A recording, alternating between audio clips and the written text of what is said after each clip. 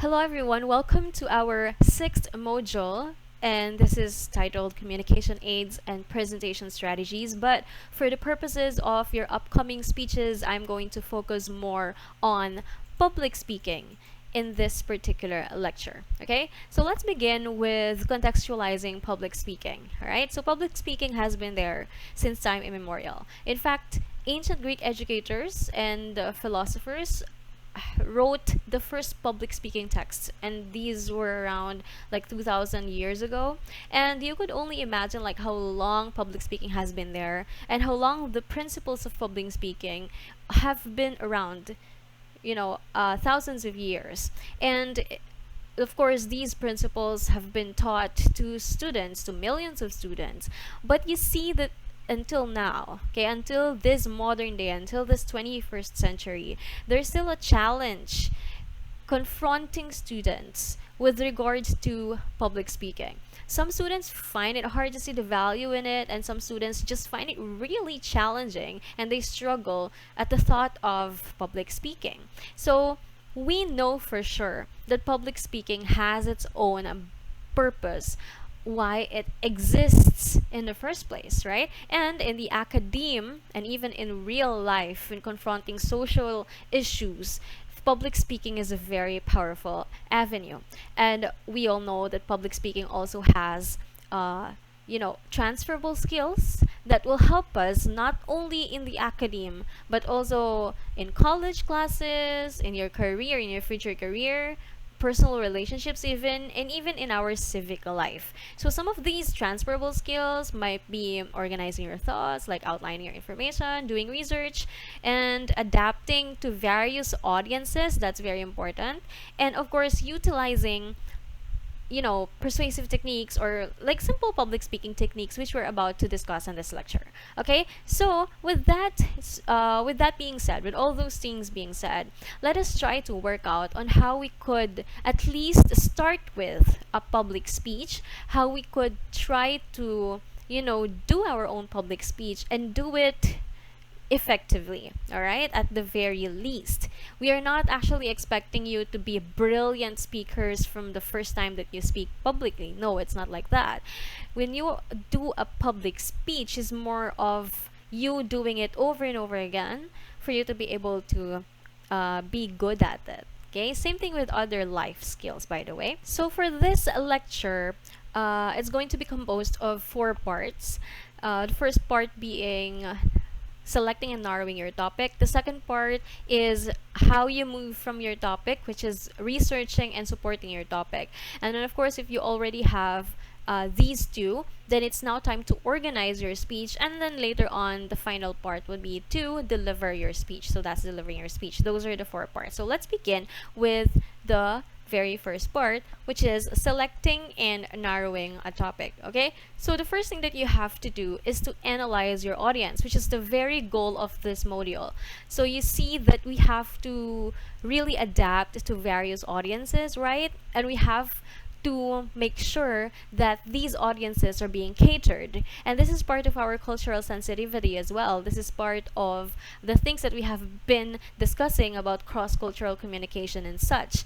And because purposive communication is really all about purpose, then audience is really at the core of it. Okay, so the question is, how do you analyze your audience? So we have three different types of analysis when it comes to audience. The first one is going to be demographic, right? So, demographic analysis would mean looking at the demographics, right? And when we define demographics, these are the broad social cultural categories.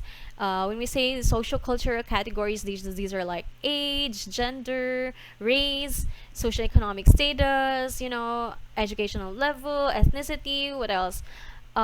Sexual orientation, what else? Nationality. Okay, so those are the things that we use to segment a larger population, right? You see that in during census, diba, we are looking into demographics. Okay, so when you analyze your audiences, regarding these particular demographics, you're trying to see where you can adapt. Okay, in terms of their age, maybe, because when you talk to people older than you, it's a different thing. And when you talk to people that are of your age, it's a different thing. And of course, when you talk to people younger than you, is of different thing as well. Same thing with education level, right? You cannot really talk jargons or very technical medicinal terms for people who are layman in terms of medicine. So you might as well choose your vocabulary wisely. Okay, so these are just examples of how you can adjust or analyze your audience in terms of the demographics, right? The number two, or secondly, would be psychological analysis or psychological audience analysis. So when you say psychological audience analysis, we are looking into your audience's psychological dispositions, okay? And dispositions toward the topic, toward you as a speaker, and toward the situation itself, towards the context. And we are actually looking at their attitudes, beliefs, and values, because these three inform those dispositions. Okay, let me transfer to the next slide real quick. So as you can see here, this is a figure that shows you psychological dispositions of an audience or even any person given at that matter. All right, so as you can see here, we have three layers. The innermost layer will be the values, and then the second layer would be the beliefs, it's in the middle, and the outermost layer would be the attitudes. All right, so what do these mean? Okay, what do psychological dispositions mean? All right, when you're doing a speech, you have to consider all these things, because again, number one, you have to be sensitive. Number two, you have to observe respect for whatever differences you may experience or they may have, and you actually want to create an impact, right? And you creating an impact have something to do with these particular layers of psychological dispositions, right? Let me differentiate these layers, okay? Attitudes being the outermost layer, this has something to do with your audience's likes and dislikes. All right, so likes and dislikes, whether it's favorable for them, whether they're not really in favor for them, and these are very reactionary in nature, meaning how they react, okay, how they approach a certain circumstance.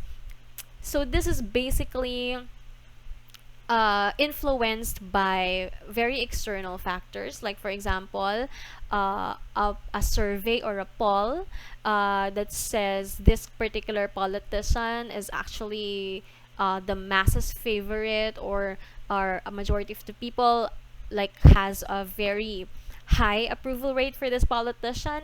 Other people might easily be manipulated and they may like that politician just given a particular survey. And the attitude towards that politician might change. Okay, they like that politician already. So these kinds of circumstances fall under the attitudes of people towards a certain concept, topic, or circumstance, or even person, right? Whether they like or dislike it. That's as simply as that. Okay, now beliefs being more inner. Okay, it's much inner.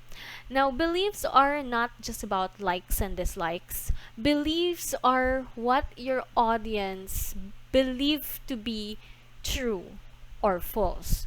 Okay, so if attitudes are just about likes and dislikes, whether they like this or not, beliefs are what they believe is true or what they believe is false. And this might be rooted in what they have been taught or what they have previously experienced in life. Like for example, beliefs when, for example, the audience believes that politicians are all dirty, politicians are all corrupt, politicians are people who are greedy and stuff like that. These are beliefs that are influenced by perhaps what have been taught to them or what they have experienced themselves, since they have experienced politicians who are really no good for their community. However, for example, when they met Vico Soto, who happens to be an corruption champion, for example, and he has proven it time and time again, then your belief about politician might change. All right? So that belief that you think politicians are all greedy or are all corrupt might change. So what you believe is true back then, you now believe that it is false, since there is an experience that you have encountered that might have changed it. All right? So again, beliefs would be what the audience knows is true or is false. Now, the values being the innermost layer, and most of the time the one where everything else is anchored on. Okay, this is very deeply rooted in our culture, in our psyche, or in the beliefs that we have faith in, or sorry, or in the things that we have faith in. Okay, the set of principles that we have. Okay, these are our values. And if attitudes are likes and dislikes, if beliefs are what is true or false, values are what is good and what is wrong. Okay, so when people believe that this is good and people believe that this is wrong, and in your speech, for example, you would want to influence that particular notion or that particular values, then you have to make sure that you touch deeply, okay, into what might cause an impact to their values, because a survey will not change it, a particular experience would not change it. However, an experience that is a matter of life and death, an experience that is traumatic, might be able to change the value. So again, going back to our first step on how to select a topic or narrow a topic, which is analyzing our audience. The psychological analysis of your audience is very, very crucial. Okay, because again, when you want to have an impactful speech and when you want to make at least an effect, a positive change towards the society, you have to target not only people's attitudes, not only people's beliefs, but people's values as well. And this will come in people's re-evaluation of our personal set of principles, how we view the world, our perspectives, and these are very crucial things to actually consider when you're writing your own speech and delivering it eventually. Okay, and then the third one would be situational analysis of your audience. So it's not enough that you analyze the abstract contexts. Okay, you could also analyze the physical context, which is the situational analysis. When you do situational analysis, what you do is you actually consider the physical surroundings, okay, and setting of the speech. So where are your audience seated, what would be the arrangement of the seats in the room, where will you be as the speaker, okay, is there any gadget or equipment available for you, what are the technology that you're gonna use. Okay, so in this case, since we are in the new normal setup and you're gonna do your speech online and you're gonna do it via computer mediated technology, then you have to make sure that you are aware of what particular gadgets or equipment are available to you that would best fit your need to be able to record a particular speech. Okay, what are the things, the materials that you're gonna be needing, how are you gonna position yourself, how are you gonna film it, etc., etc. So how would your audience see you on the other side of the screen? Because remember, it's a very different thing when you see your audience physically, but in the new normal setup, you don't have the chance to see them physically because number one, it's going to be recorded, number two, you're just one end of the screen. So how would you appear, how would you package yourself for the person in the other side? Okay, so something like that. Next, after you've analyzed your audience, you have to determine your purpose, your topic, and your thesis. So let's have purpose first, right? So for the purpose, a speech can actually fall under, or can actually have, three main purposes. Number one would be to inform, second would be to persuade, and third would be to entertain. Okay, and of course, these particular purposes can branch out into many sub-purposes depending on really what your purpose is, and sometimes they overlap. So you know very well that to inform is just a purpose to make your audience more aware of things. to help your audience understand some concepts, relay information that would help them, etc., etc. So to persuade is more likely what you're gonna use for the advocacy speech, because this is advocacy and you're trying to persuade people to act. You're trying to persuade people to listen to you and listen to the cries of people affected by this particular issue or problem in the society. Okay, and thirdly would be to entertain. You basically just want to, give people a good laugh, amusement, or something that really would be a stress reliever, something that would make them feel like, feel lighter about this life. All right. And then once you are done with your purpose, like what do you really want to do in your speech, you come up with your topic. And in this case, you're not going to think about your topic anymore because you already have a topic in mind, right? Which is your group's advocacy.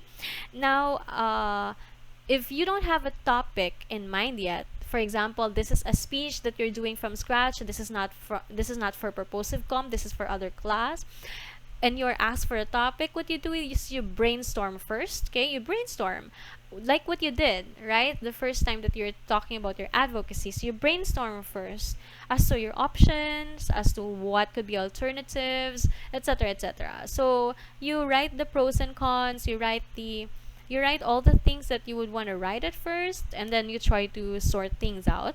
You try process of elimination, and you try what topic would work best for you.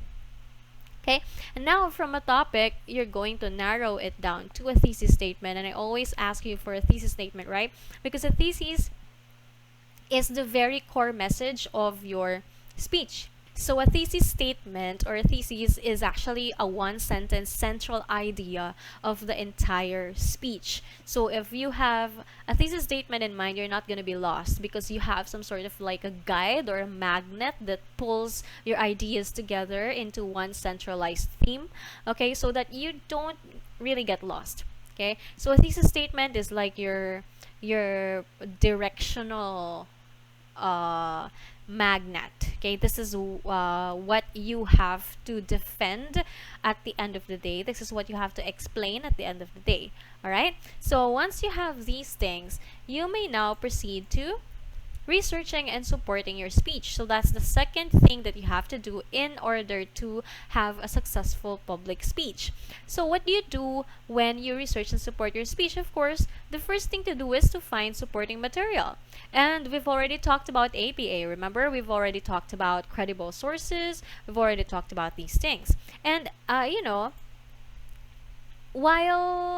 the information is all at our fingertips this 21st century, okay, especially in the advent of technology, research skills are more important than ever.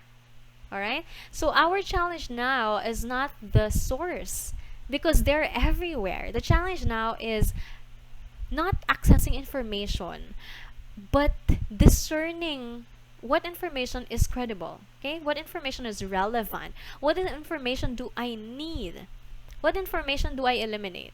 Okay, how do I assess the legitimacy of these information? So these are the research skills that we have to have right now. And when you're having a speech, you better have credible sources, or you better have relevant sources, because you only have a few minutes to do it, right?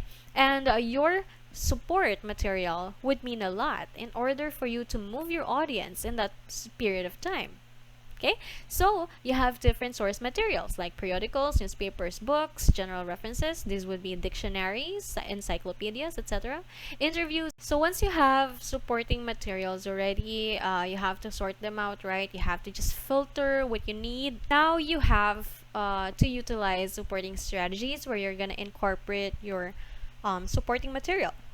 Okay, and these are some of the supporting strategies that you can use. You can use examples. So examples are what cited cases that are representative of a larger whole. So when you use examples, you're trying to use cases, instances, people that could exemplify your claim, or that could provide evidence to your statement or to your claim. Okay, explanation, as easy as it may seem, it's just clarifying ideas by providing information about what something is, all right, or why something is that way, or how something works or came to be, okay, for example. So these are how you explain.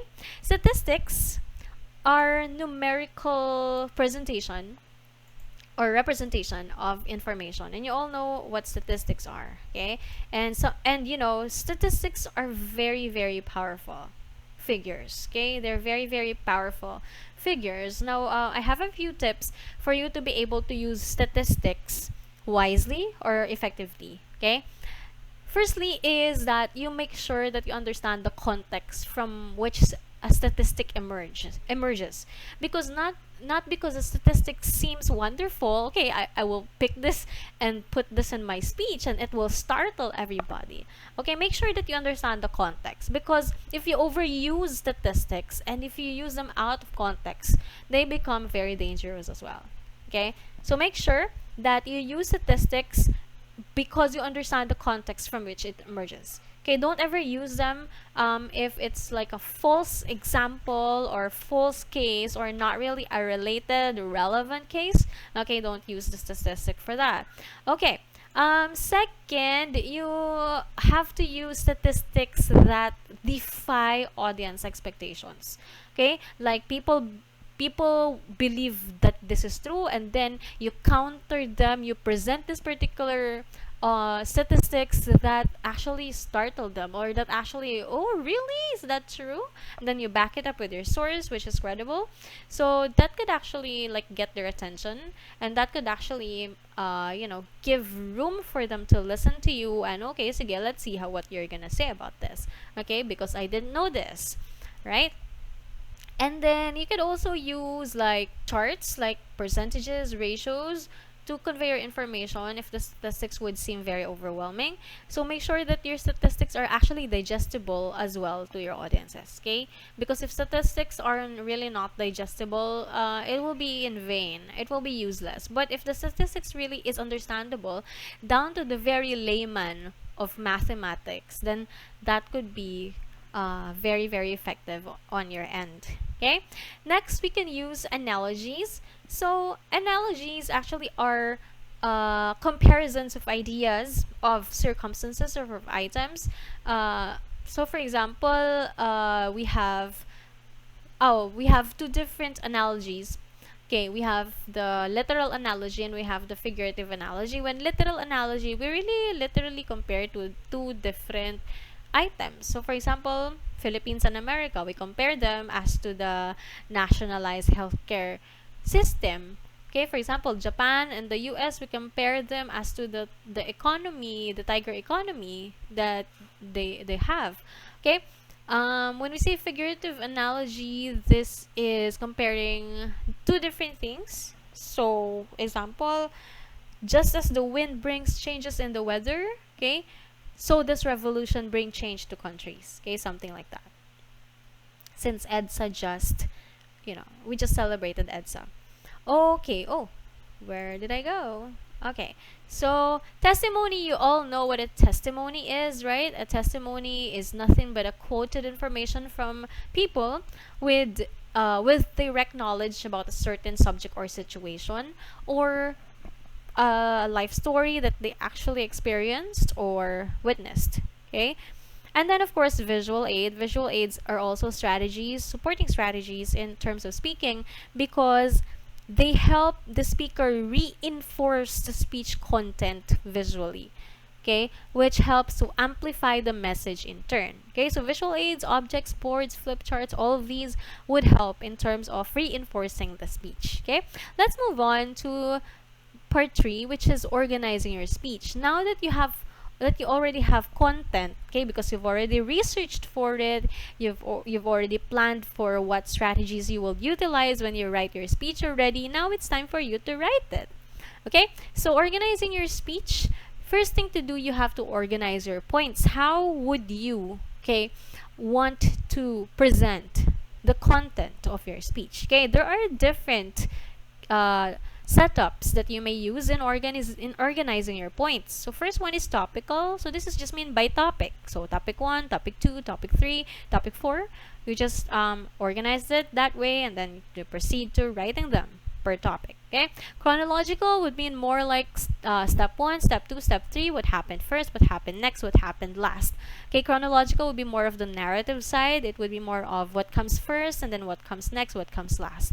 All right, problem solution, you present the problem first and then you try to offer a solution to it. Just the same, with paragraph development that we've been studying since elementary English, right? Next is cause and effect. So you present the cause, what are its effects, and the effects might be like the problem that we experience from that particular cause, or the cause may be the advocacy and the effects would be a better world, so something like that. Now this one is one of my favorite because this is very concrete, okay, steps in terms of organizing your main points. So this is called Monroe's motivated speech sequence, or Monroe's motivated sequence, or MMS. Okay, so MMS has 5 steps. Okay, namely attention, need, satisfaction, visualization, and action. And personally, I find this very useful in terms of organizing a speech. Okay, number 1, you start with attention grabber. Okay, so how do you get attention of your audience? Okay, maybe you use humor, you use startling statistic, or whatever you find like an interesting material from those that you've gathered, or something like that. Then you might be able to get the attention of the audience. Now, if your audience's attention is 1, then half your battle is won. Okay, because if your speech won't really be getting any attention from the very start, then it would fail, because you're not going to get them to listen to your points. And if the call to action will be based on the points that you're providing and no one's listening, then of course it would be in vain. But if your audience is hooked, once you deliver that first line, that first sentence, then half your battle is won. Okay, it means that they're tuning into you and they're giving you time and they're giving you the benefit of the doubt. Okay, they're giving you the room to actually penetrate their attitudes, their beliefs and values. Okay, now next is the need. All right, so after you grab their attention, you would want to discuss, why is there a need for you to talk about what you're talking about? Okay, why is there a need for you to address this particular problem? Why is there a need for you to stand there and speak? Why is there a need for you to voice out? Okay, something like that. And then number 3 would be satisfaction. Now, since you've already provided the problem here, because that's the need, how do you now satisfy that need? How do you now address that problem? What do you now propose? Are you proposing something that's from the status quo? Are you proposing something that's different from what's serving in the status quo? Are you really proposing something that's totally new? Or are you proposing something that they oppose? Okay, this is why audience analysis is very important. Okay, because your satisfaction stage may mean something different from what they are trying to believe in. Okay, so next is visualization stage. You may want to let them visualize what world would it make if your proposal is done, if they're all going to move, if they're all going to change their behavior. What particular world can we visualize together? And then number 5, action. Given these contexts and given the things that we can visualize out of it, what is your call to action now? Next is incorporate support material, which we've already discussed earlier. Now let's go to using of signposting. So when you use signposting, this is just a matter of using signals in order for you to introduce the next content or the transition between your thoughts. And using signposting would guide your audience in terms of where you are now, and it would actually help them understand you better, because it's like they could follow you through, because this signposting is one of the things that help you be more organized in your speech. Okay, so for example, you say, first let's discuss this, blah blah blah, then you discuss, and then you say, now that we've discussed this, let us take a look into this, blah blah blah blah. Okay, these are kinds of signposting, which are transitions between words, or sorry, transition between thoughts. Now you could also have signposting at the end. You could even have signposting in the beginning. right? What are you gonna discuss? And that's gonna be signposting as well. But if your strategy is not to use signposting, that's okay as well, because in the introduction, it's quite plain if you just say, good morning everyone, today I'm going to discuss one blah, two blah blah, three blah blah.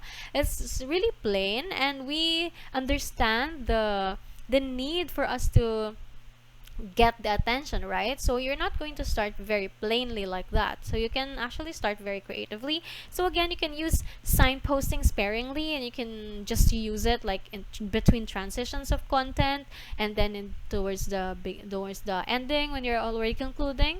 Okay, so like just use them to your liking and to your preference. Okay, so for introduction, you may use humor. Some tips lang. So cite a startling fact and statistic, just like what I've said earlier. You may use a quote, ask a question, or tell a story. However, asking a question is kind of obsolete, and it's kind of like really common. So if you think of something more creative than that, then go for it. Okay, for conclusion, you may summarize your the importance of your topic, review your main points, and end with a bang. Okay, what does this mean? Because ending your speech is as important as beginning your speech, right? Your end should be as powerful as how you begin, and as your main points. Because tendency is the first thing that the audience would remember would be the last thing that they heard from you. In this case, your ending. So make sure that your ending is that compelling. Make sure that your ending is, is gonna make them stand, and is gonna make them applause. Okay, aim for that. Aim for that impact, because that kind of impact is what makes, great speakers great out there. Okay, the impact that they leave when they end the speech. Okay, now let's move on to delivering your speech. Okay, now that you have organized your body, now that you have organized your speech, you are now ready to deliver your speech. Okay, so first we'll look into managing the public speaking anxiety, right? You know what? In most cases, bad delivery distracts us from a message that is good. So that means no matter how good your content is, if the delivery is poor, then we can actually fail altogether, because people would not want to listen to a poor delivery, right? So only very few people who are not judgmental and are all guilty of this would be trying to absorb what you're trying to say, but the average person would not care, right? That's how judgmental we are. And so we have to really give attention to our delivery as much as we give attention to our content. Of course, when we have good content, everything else would follow. And now we have to work on our delivery. Okay, so if we feel, or if you yourself feel anxious, okay, if you feel uncomfortable, if you if you're confronted with that big anxiety towards, public speaking, you're not alone. Please know that you're not alone. Everybody has that, communication apprehension that we call. And it's one of the top most fears among students. Okay, it's public speaking. Not math, actually. Okay, but anyway, communication apprehension is a fear or anxiety experienced by a person due to a real or perceived communication, with another person or person. So in this case, public speaking is an example of communication apprehension. Okay, because we have a perceived communication failure. We have perceived communication tension. Okay, we have the fear of the uncertain. Okay, we don't know what's gonna happen when I speak. We don't know what people are gonna react. We don't know how people are gonna treat me, or how people are gonna look at me in the first place. So these things are actually some of the problems that bring us this communication apprehension, or this public speaking anxiety. Okay, lack of confidence. So how do we address it? Okay, we have 3 different strategies that experts advise when it comes to managing your speaking anxiety. First of which would be systematic desensitization. Okay? Di ba when we desensitize, it means that we try to be as numb as possible. So it's a systematic desensitization, sorry, in terms of public speaking is like this. You try to desensitize, okay, yourself of public speaking by doing it more frequently. Okay, because again, when you do an activity more frequently, going to be, if you're getting familiar with it more and more, and all the more that your all your fears are gone, the uncertainties are gone, because you're doing it, you're getting more familiar with it. So it means that the more you practice public speaking, the more desensitized you're gonna be. And of course, again, this is just one avenue for you to do a public speaking. I advise you, or I suggest that you try to get as many avenues as you can in order for you to have public speaking opportunities, because that will desensitize you. Okay, that is one big secret of great public speakers, why they are so confident on stage. That is because they are desensitized, right? They do this very often, and they are very comfortable at the stage. Okay? So, next is cognitive restructuring. So, when we say cognitive restructuring, we try to restructure, okay, what we think of this particular public speaking thing. Okay? Do we think of it as a performance, or do we think of it as mainly a conversation? When you think of it as a performance, then you need to restructure your cognitive concepts. Because when you do that, and instead think of a public speaking as a conversation towards people who are going for a better society just like you do, then probably the anxiety would be lessened and lessened until it's reduced to the very minimal level. Okay? When you restructure what your brain tells you, when you restructure your cognitive concepts towards public speaking, it would help you a lot. Right? So you could use like positive restructuring therapy. You could, as simple as change of words can be used as a technique for cognitive restructuring. Like, for example, if you don't use the word stage fright, you just use anxiety, public speaking anxiety, that makes a lot of difference, because stage would mean performance, and there's no stage in front of a classroom, for example. You're not really performing on stage, right? You are speaking to people, you're conversing to people, right? And that stage is not really a stage, but a platform, right? This is an avenue. This is an opportunity. So if you just try to change your vocabulary of these things, you know how little by little this changes your perspective towards public speaking. And then of course, skills training. You have to really practice and practice and practice. Practice your vocals, practice your posture, practice your facial, practice your speech. Okay? Because the skills training is very much different. When you practice outlining your speech more often, practicing your facing the public more often, then that's gonna win you the battle.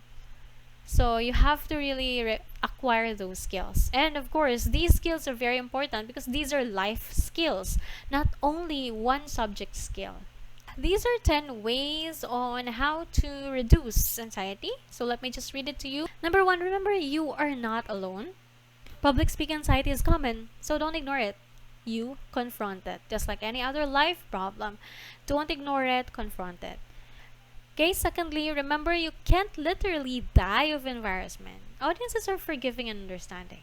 Okay, your teachers are forgiving and understanding. Your classmates are forgiving and understanding. So please, be comfortable. Number 3, remember, it always feels worse than it looks. Okay, number 4, take deep breaths. It releases endorphins, which naturally fight the adrenaline that causes anxiety. Okay, so take deep breaths. This would especially work before you even go to that platform and speak. Okay, before you even go to in front of the camera and record your speech. Okay, look the part, dress professionally to enhance confidence.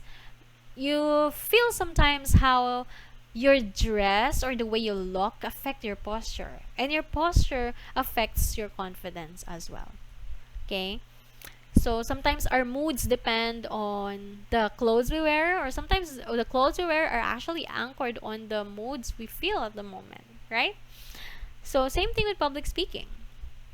Number 6, channel your nervousness into positive energy and motivation. So instead of like fears, you transfer it into positive stress, right? The fear, the fear translated into excitement of what people might think, of excitement of how people might react. Okay, excitement of how this could impact a positive change. Okay. 7, start your outline and research early. Of course, better information equals higher confidence. If you're not really sure about what you're saying, then more probably you're not gonna be very confident about it. Okay, number 8, practice and get feedback from a trusted source. Don't just practice for your cat. Okay. And then number 9, visualize success through positive thinking. Number 10, prepare, prepare, prepare. Okay, practice is a speaker's best friend. So you just don't go there unprepared unless it's impromptu. But because this is a manuscript speech activity, and this is a prepared speech activity, you have lots and lots of time to prepare. So when you are rehearsing, actually, you can rehearse as early as when you're writing your speech. Okay, you can rehearse as early as you're outlining the speech. You know what? I do that. When I research, when I outline, I recite to myself, like, if this were a speech already, how am I gonna say it? Okay, and if this sounds good, if this does not. Okay, something like that. So you can do that as well, right? Okay, lastly, do pay attention to vocal delivery, like your rate, your volume, your pitch, your articulation, pronunciation. So we all know that rate is the is how fast or slow you speak, right? So there should be a variation of that. Volume refers to how loud you are or how soft your voice is. Okay, loud for emphasis, softness for some sort of like flavor or like intensity of emotions that could be very, subtle. Okay, pitch is how high or low your speaker's voice is. So this would actually add to the emotions of the speech as well, and this would add to how audience can relate to you. Okay, articulation refers to how clarity this is the clarity of the sounds and words that you produce. Okay, while pronunciation focuses on the correctness of the words that you're producing. Okay, this is clarity, this is correctness.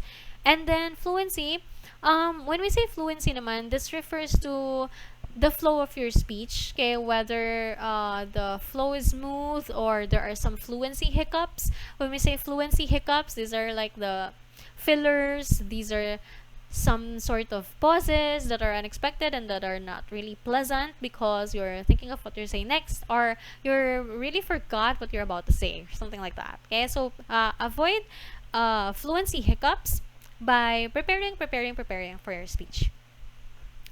Next is pay attention to physical delivery, and you all know this. Facial expression, eye contact, posture, gestures, appearance. Now, the challenge is in the new normal setup, you have to really make sure that your physical delivery would still be as effective as it would have been if this were a face-to-face speech. Okay, and then of course, practice with your visuals. Alright, so that's the end of the lecture. I hope that you got something, and if you could incorporate something else from these, then you incorporate them in your own speech and progress. And I am looking forward to your speeches by next week. Okay, all the best, everybody.